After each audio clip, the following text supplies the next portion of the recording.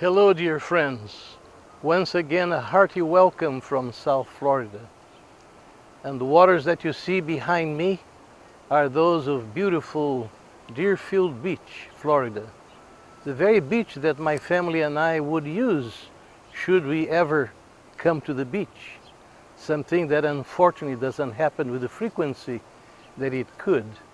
But this is the one closest to our home and also a very good one in this region. I want to share with you an experience that I had many years ago while I was still a student. And to be more precise, I can tell you that it was at least 50 years ago, maybe even 1 year additionally. I decided to take a summer course at one of our southern universities here in the United States and have the credits transferred to the institution which I was attending with regularity. Because it was a famous school and I believe in the values that they upheld, so that would be a good experience. And it was very significant for me. And one thing that occurred every day of the week in those short terms that sometimes lasted 1 or even 2 full weeks was that we had a daily assembly where the students would come, maybe sing something, and hear a talk either from an outsider or from a local member of the faculty. And what I want to share with you happened on that particular day when the dean of the School of Education was the speaker. He had returned not too long ago from serving the United States Armed Forces in the Korean War, which had just ended.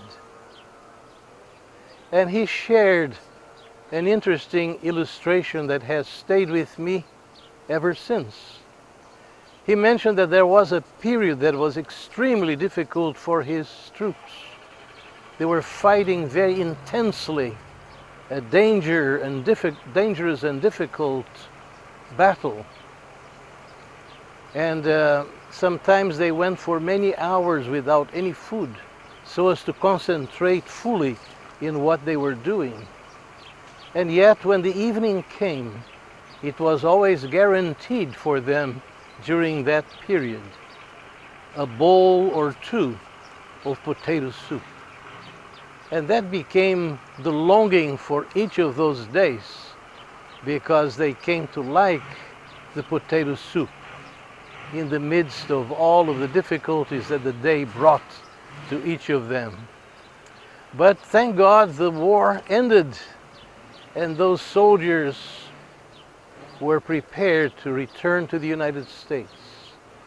They embarked the airplanes that would bring them back home, and in a few stops in between, they were put in first-class hotels, sometimes only for a night or at most 2. And they had the right to use all of the opportunities available in the restaurant of the best hotels that they attended, from which they could order the most juicy steaks that they desired, or whatever else that the menu offered them. Now, can you imagine if anyone would insist on having another bowl of potato soup in that context? Obviously, they were not that crazy because they had reached the very best available, and obviously they would be choosing the very best, which they did, en route home. And this brings to us an important lesson. God puts us in the world where we are faced with manifold difficulties. Sometimes we have to do things that are distasteful to us, and yet they are necessary. Other times we can do things that are even despicable, but within the moral norms that God would allow us to fulfill them. But there always comes the time when something better is made available to us. And only a crazy person would insist on going back to all of the previous activities that were meaningless and in many cases worthless when they could enjoy the very best. My hope is that you and me will always choose the best, because it is there somewhere, fully available to us. And to the extent that this is our primary search, we shall find it, and we shall enjoy the benefits that come with that.